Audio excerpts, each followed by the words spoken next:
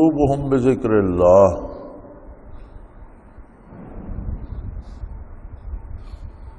جب انہیں نور ایمان نصیب ہوتا ہے تو ان کے قلوب اللہ کی یاد سے اطمینان پاتے ہیں، پھر دنیا میں انہیں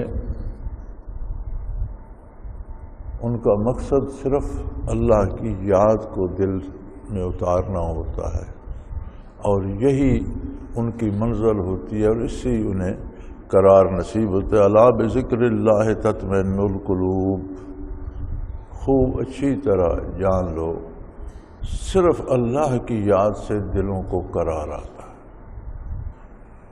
دنیا میں انسانی خواہشات کی کوئی حد نہیں، ایک چیز کی خواہش ہوتی ہے، وہ مل جائے تو پھر اس سے اعلیٰ کی خواہش شروع ہو جاتی ہے، وہ مل جائے تو اس سے اعلیٰ کی خواہش، اقتدار ملتا جائے تو بادشاہ کو بھی حسرتیں ہی رہتی ہیں کہ وہ خطہ بھی میرے پاس ہو جاتا، وہ لوگ بھی میری اطاعت کر لیتے، تو یہ کہیں ختم نہیں ہوتی دل کی حسرت میں۔ ہاں، اللہ کی یاد دل میں بس جائے تو دل کو قرار آ جاتا ہے، پھر اس سے آگے کوئی منزل نہیں ہے۔ ذکر اللہ کیا ہے؟ خود ایمان لانا بھی اللہ کا ذکر ہے، اللہ کی یاد ہے۔ اس کے بعد اطاعت کا ہر مرحلہ اللہ کا ذکر ہے، یہ عملی ذکر ہے۔ خود ایمان لانا، صحیح عقیدہ اختیار کرنا بھی ذکر الہی ہے کہ وہ اللہ کی عظمت کو، اس کی توحید کو، اس کی ذات اور اس کی صفات کو قبول کرتا ہے، ان پر یقین کرتا ہے، ایک درجہ ذکر الہی کا یہ بھی ہے۔ پھر وہ اللہ کی اطاعت کرتا ہے تو ہر حکم کے ساتھ اللہ کی عظمت اور اس کا ذکر خیر ہوتا ہے، عملی ذکر الہی ہے۔ جتنے بھی کام اللہ اور اللہ کے رسول صلی اللہ علیہ وسلم کی اطاعت میں کیے جاتے ہیں سب عملی ذکر ہے۔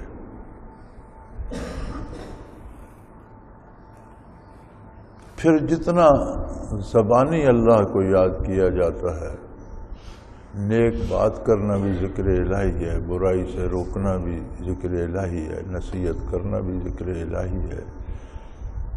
پھر اس کے بعد کوئی تلاوت کرتا ہے، اللہ کی عظمت بیان کرتا ہے، درود شریف پڑھتا ہے، مختلف تسبیحات پڑھتا ہے، تو یہ سارا لسانی ہے، ذکر الہی ہے، جو زبان سے کیا جاتا ہے، یہ بھی ذکر الہی ہے۔ سب سے اعلیٰ درجہ ذکر الہی کا ذکر قلبی ہے، جس کی فضیلت حدیث شریف میں بھی بہت سی جگہ حضور اکرم صلی اللہ علیہ وسلم نے ارشاد فرمائی ہے، لیکن ذکر قلبی نبی صلی اللہ علیہ وسلم کی برکات کے بغیر نصیب نہیں ہوتا۔ عملی ذکر ہم کر سکتے ہیں، لسانی ذکر ہم کر سکتے ہیں، لیکن ساری کوششوں کے باوجود ذکر قلبی از خود نصیب نہیں ہوتا جب تک برکات نبوت نصیب نہ ہو۔ یہ ایک ایسی دولت ہے کہ قرآن کریم تو 23 برس نازل ہوتا رہا، احکام الہی بھی 23 برس میں مکمل ہوئے، فرائض سنن واجبات حلال حرام جائز ناجائز کے احکام وقتاً فوقتاً نازل ہوتے رہے، لیکن پہلی وحی سے جب حضور اکرم صلی اللہ علیہ وسلم حرا سے دولت خانے پہ تشریف لائے اور مائی صاحبہ سے حضرت خدیجہ رضی اللہ تعالی عنہا سے سارا واقعہ عرض کیا نزول وحی کا، تو وہ ورقہ بن نوفل کے پاس گئی، ان کا چچا زاد تھا اور بہت بڑا عالم تھا عیسائیت کا۔ اس نے کہا یہ تو اللہ کا فرستادہ فرشتہ ہے، وہی ہے، جس طرح پہلے انبیاء پہ وحی آیا کرتی تھی۔ تو ورقہ بن نوفل بھی حضور کی بات پہ ایمان لے آیا، اور مائی صاحبہ بھی اسی وقت ایمان لے آئیں۔ خواتین میں سب سے پہلی ایمان لانے والی حضرت خدیجہ الکبریٰ رضی اللہ عنہ۔ اب ذکر قلبی کی کیفیت یہ ہے کہ جیسے وہ وحی پہ ایمان لائیں انہیں درجہ صحابیت نصیب ہو گیا۔ وہ کیفیات، قلب کی وہ حالت، قلبی ذکر کی وہ عظمت جو صحابہ کے نصیب میں ہے، وہ انہیں اسی لمحے نصیب ہوگی۔ تو اس وقت تو صرف ایک جملہ اقرأ باسم ربک الذی خلق، وحی کی ابتدا ہی ہوئی تھی، قرآن نازل نہیں ہوا تھا، نمازیں فرض نہیں ہوئی تھیں، روزے فرض نہیں ہوئے تھے، حلال حرام کے احکام نازل نہیں ہوئے تھے، شریعت نازل نہیں ہوئی تھی۔ تو جیسے حضور پہ ایمان لائیں صحابی ہو گئی، صحابیت نصیب ہو گئی۔ مردوں میں سب سے پہلے ایمان لانے والے حضرت ابوبکر صدیق رضی اللہ عنہ تھے، انہیں پتہ چلا فوراً ایمان لے آئے۔ تو سارا دین تو بعد میں نازل ہوا، نبی کی برکات نبی کی بعثت کے ساتھ ہی تقسیم ہونا شروع ہو گئی، انہیں بھی صحابیت نصیب ہو گئی۔ بچوں میں حضرت علی کرم اللہ وجہ الکریم پہلے ایمان لائے۔ تو اسی آن قلبی ذکر کے درجات ہیں، کیفیات ہیں۔ بعض میں محققین نے ان کے نام رکھ دیے۔ نام کیا ہیں؟ آیات قرآنی ہیں جن سے وہ متعلق ہیں، اور اس طرح کے انوارات اور اس طرح کی برکات جو اس آیت سے مقصود ہیں جب نصیب ہوتی ہیں تو اس کا نام اس آیت پر اس مراقبے کا رکھ دیا گیا۔ تو یہ درجات کسی کو نصیب ہوتے جائیں، بہت اعلیٰ منازل نصیب ہو جائیں، اور کسی ایک کو نہ ہوں، دنیا میں جتنے انسان ہیں سب کو بہت ہی عالم بالا کے منازل نصیب ہو جائیں، تو ان سب کی ولایت جمع کی جائے تو صحابی کے پاؤں کی خاک کے برابر نہیں ملتی۔ ساری ولایت تبع تابعین سے نیچے رہ جاتی ہے، اس سے اوپر تبع تابعین کے مدارج ہیں، پھر اوپر تابعین ہیں، ان سے آگے صحابہ کرام کے منازل کی ابتدا شروع ہوئی۔ تو برکات نبوت کا یہ عالم ہے کہ جس سے براہ راست نصیب ہوئی، اس ایک لمحے میں وہ ساری منازل طے ہو۔ جس آن وہ ایمان لائے، ابھی قرآن نازل نہیں ہوا تھا، وحی کی ابتدائی 2-3 آیات نازل ہوئی تھیں، نمازیں فرض نہیں ہوئی تھیں، روزے فرض نہیں ہوئے تھے، شریعت کے حلال و حرام واضح نہیں ہوئے تھے۔ اسی طرح نماز روزے کے احکام نازل ہونے سے پہلے کتنے صحابہ جو دنیا سے چلے گئے ہوں گے، وہ شرف صحابیت لے گئے۔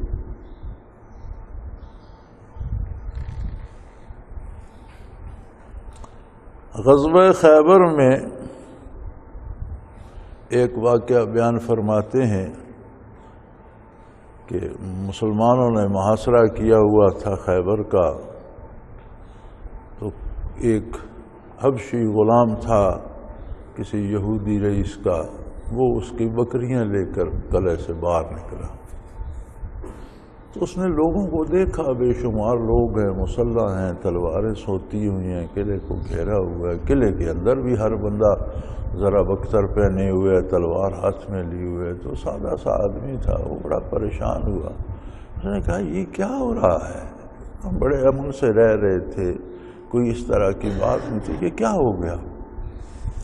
تو باہر جو لوگ صحابہ کرام میں سے کوئی اسے مل گیا، تو اسی سے اس نے پوچھا کہ یہ سب کیا ہے؟ میری سمجھ میں تو کچھ نہیں آیا، میں تو صبح اٹھا تو ریوڑ نکالا تو اندر دیکھا تو ہر بندہ تلوار سونتے ہوئے، ذرا پہنے ہوئے، اور باہر نکلا ہوں تو یہ بے شمار لوگ ہیں، یہ بھی زرہ پہنے ہوئے تلوار، تو یہ کیا ہو رہا ہے؟ انہوں نے اسے بتایا کہ ہمارے ساتھ اللہ کے نبی اور رسول ہیں، اللہ نے انہیں مبعوث فرمایا ہے اور یہ ایمان کی دعوت دیتے ہیں، اور یہ یہود جو ہیں یہ ایمان کا راستہ روکتے ہیں، تو اللہ کی طرف سے ان کے ساتھ جہاد کا حکم ہوا ہے، اور اس لیے ہم اللہ کے نبی کے ساتھ جہاد کے لیے ہیں۔ تو اس نے کہا اگر کوئی اللہ کے نبی کو مان لے تو پھر کیا ہوا؟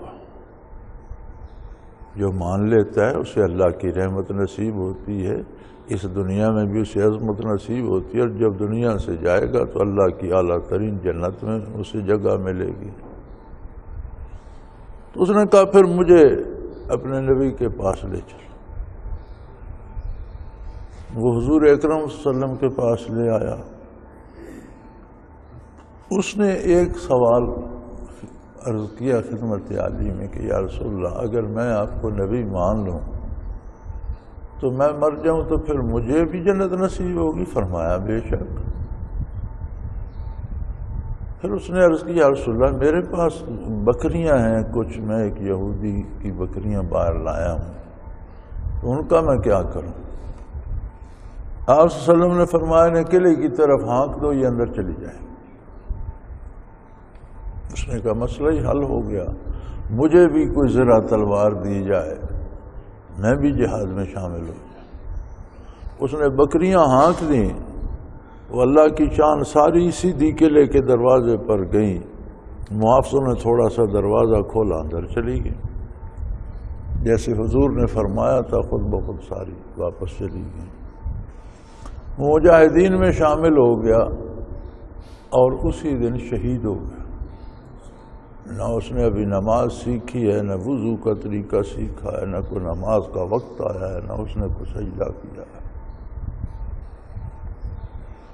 تو جب شہداء لائے گئے تو حضور اکرم صلی اللہ علیہ وسلم کی خدمت میں عرض کیا گیا کہ وہ حبشی جو کسی کا غلام تھا اور مسلمان ہوا، اسی حملے میں شامل ہو گیا اور وہ بھی شہید ہو گیا۔ تو حضور اٹھے، اس کی طرف تشریف لے گئے، لیکن جب سامنے اس کی میت نظر آئی تو حضور نگاہیں نیچی فرما کر واپس ہو۔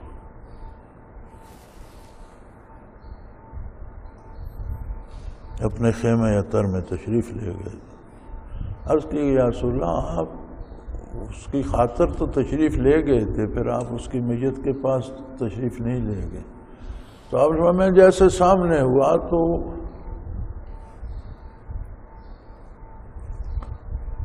اس کی حور اس کے پاس بیٹھی تھی، تو میں واپس آ گیا، میں نے آگے نہیں۔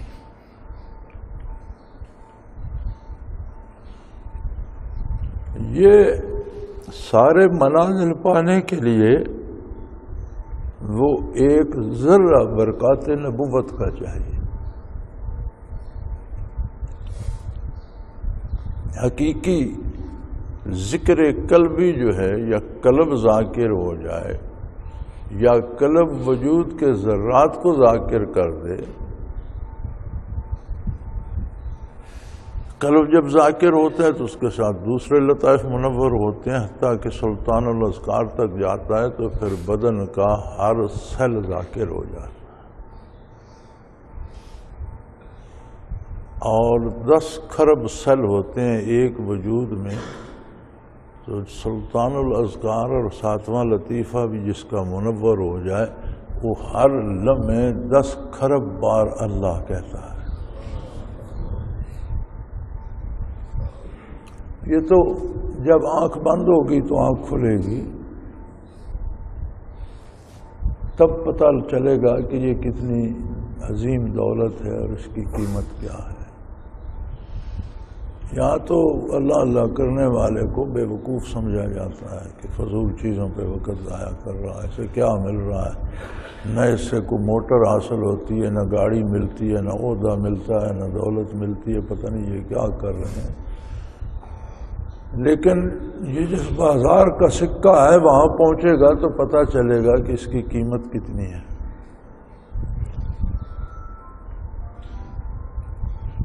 صحابہ کے بارے قرآن کریم فرماتا ہے ثم تلین جلودہم وقلوبہم الی ذکر اللہ، کہ شرف صحابیت یہ ہے کہ کھال سے لے کر نہا خانہ دل تک ہر ذرہ وجود کا ذاکر ہو جاتا ہے۔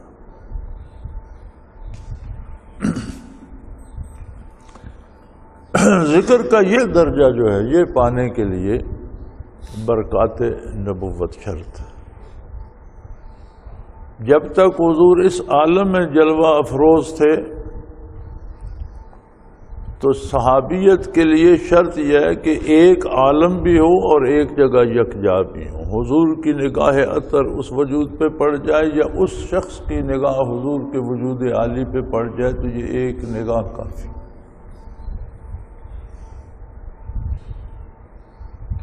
جب حضور اس دنیا سے پردہ فرما گئے تو شرف صحابیت ختم ہو گیا۔ پھر جس نے کسی صحابی کو دیکھا وہ تابعی ہو گیا۔ جب صحابہ کا دور مبارک ختم ہوا تو تابعیت ختم ہو گئی، پھر جس نے کسی تابعی کو دیکھا وہ تبع تابعی ہو گیا۔ تبع تابعین کا مبارک عہد بھی ختم ہوا تو ولایت رہ گئی، اور ان لوگوں نے جنہوں نے صحابہ سے تابعین سے تبع تابعین سے برکات نبوت حاصل کی تھیں آگے لوگوں کو وہ منتقل کی، اور یوں مشائخ کا وجود آیا کہ برکات کو اپنے شیخ سے حاصل کرے اور اپنے طالبان کو وہ برکات تقسیم کرے۔ تو شیخ کا مطلب یہ نہیں کہ اس کی دعا سے مشکلیں ٹل جائیں یا جو اس کا مرید ہو جائے اسے پیسے کے ڈھیر لگ جائیں یا اس کی صحت خراب نہ ہو۔ شیخ کا منصب یہ ہے کہ اپنے متقدمین سے وہ برکات نبوت حاصل کرے جو دلوں کو روشن کرتی ہیں اور اگلوں کو پہنچائے، اور اگر یہ نہیں کر سکتا تو پھر وہ شیخ کہلانے کا مستحق نہیں۔ ظاہری بیت اگر اصلاح کے لیے ہو تو جو شخص روزمرہ کے معمولات حرام حلال جائز ناجائز سے واقف ہے اور رہنمائی کر سکتا ہے اس سے بیعت جائز ہے۔ بیعت اسی لیے ہے کہ اس سے پوچھ کر شریعت پر عمل کیا جائے، اسے بیعت اصلاح کی۔ بیعت امارت ہوتی ہے جس کو ملک کا آپ سربراہ یا ذمہ دار بناتے ہیں، جسے موزوں سمجھتے ہیں، اس سے بیعت کرتے ہیں، یا آج کہہ لیجئے ووٹ دیتے ہیں۔ ووٹ دینے میں جو آج کا طریقہ ہے یہ اسلام سے بہت ہٹ کر ہے، لیکن بہرحال ہے تو کسی کو امیر بنانے کی بات۔ موت پہ بیعت ہوتی ہے، صحابہ کرام نے نبی کریم سے بیعت کی تھی موت پر۔ وہ کسی ایسے شخص سے ہوتی ہے جو آخری دم تک کفر کا مقابلہ کرنے کی ہمت رکھتا ہے یا ارادہ کر لیتا ہے۔ بیعت تصوف جو ہے یہ الگ چیز ہے، یہ صرف اس شخص سے ہو سکتی ہے جسے بارگاہ رسالت میں روحانی طور پر رسائی حاصل ہو اور طالب کو بھی وہاں تک رسائی حاصل کرانے کی استعداد رکھتا ہو۔ اگر نہ خود فنا فی الرسول ہے نہ طالب کو کرا سکتا ہے تو اس کے ساتھ تصوف کی بیعت جائز نہیں ہے۔ تو بات ہو رہی تھی ذکر قلبی کی۔ اللہ کریم فرماتے ہیں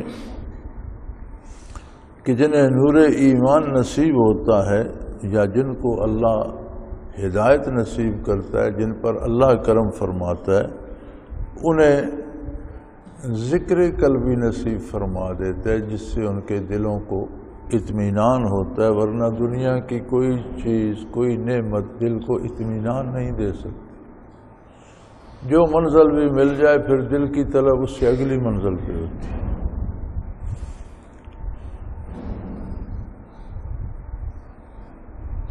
تو فرمایا یہ بات اچھی طرح سے سن لو، الا بذکر اللہ تطمئن القلوب، کہ اللہ کی یاد، اللہ کے ذکر ہی سے دلوں کو قرار آتا ہے۔